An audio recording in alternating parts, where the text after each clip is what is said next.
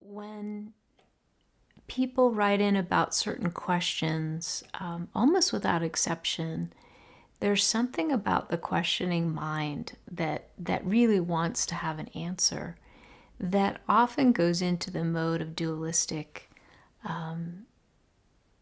thinking, but not just thinking, a kind of dualistic organizing.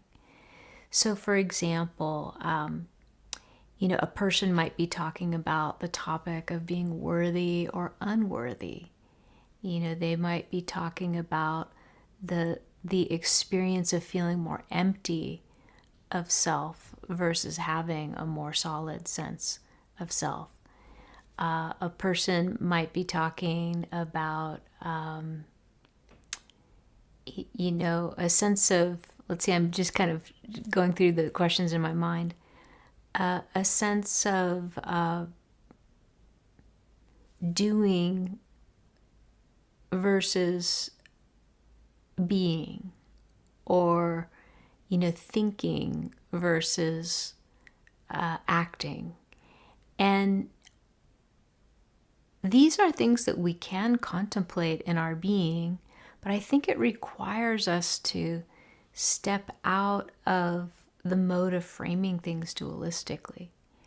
And that's when real transformation takes place. That's when revolution within ourselves is cooking.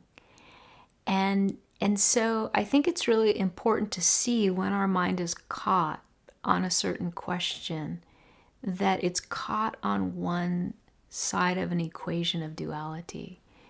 I'm worthy, I'm unworthy and not worthy, or I'm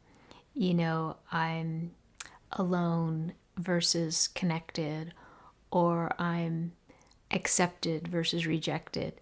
So there's these ways that it's very practical and important to be able to assess really quickly where your mind is habituated to land, and how it's often favoring one side of the equation of duality. And so as practitioners, we take this time to step out of the activity of the day, to rest back into a greater sense of being that we feel when we step back and we observe the nature of the patterns of our thoughts, or the patterns of how we're organizing, and or just the energy in our body is organizing to be more empty or more full or more solid and concrete versus more diffuse. And we can step back and just be with what's happening from a gaze that is more impartial, that isn't defined by the dualistic paradigm. So a really simple way of doing this, which I've used before, is just to put the two opposites in your hands. I'm nothing, I'm something, or I'm nothing, I'm everything. Or it could be something a little more gritty, like I'm worthy and I'm unworthy. And when you see that duality is comprised of these opposites, you can actually rest back into the seeing itself.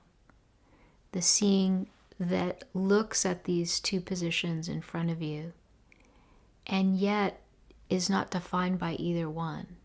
And this does take some degree of being able to really stop and be quiet and observe, and to sense, oh, this is how when I feel really worthy, and this is when I really feel unworthy. And we can kind of step into those experiences, but I'm asking you to also step back and now feel the you that looks with this quality of being unconditionally present for any experience, that doesn't take sides, that doesn't get invested in either one.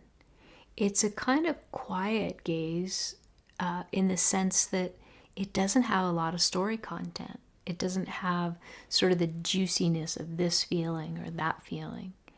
It's more unconditionally present. And I like to call this vantage point, especially when I'm first pointing it out, I like to call it the gaze of eternity, because you step out of your sense of self that's bound in experience in time, and you get a sense of the seeing that is ever present, bearing witness to all of experiences. And so that sense of that seeing that's ever present is this sense of seeing that's perfumed by the timeless.